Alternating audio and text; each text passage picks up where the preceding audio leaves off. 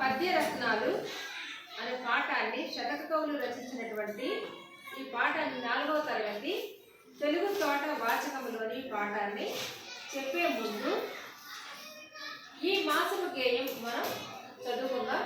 ఈ మాసము గేయాన్ని పాడి వినిపిస్తాను. ఇది సాంప్రదాయ జానపద గేయము, గొబ్బిళ్ళ పాట. ఏ పాట?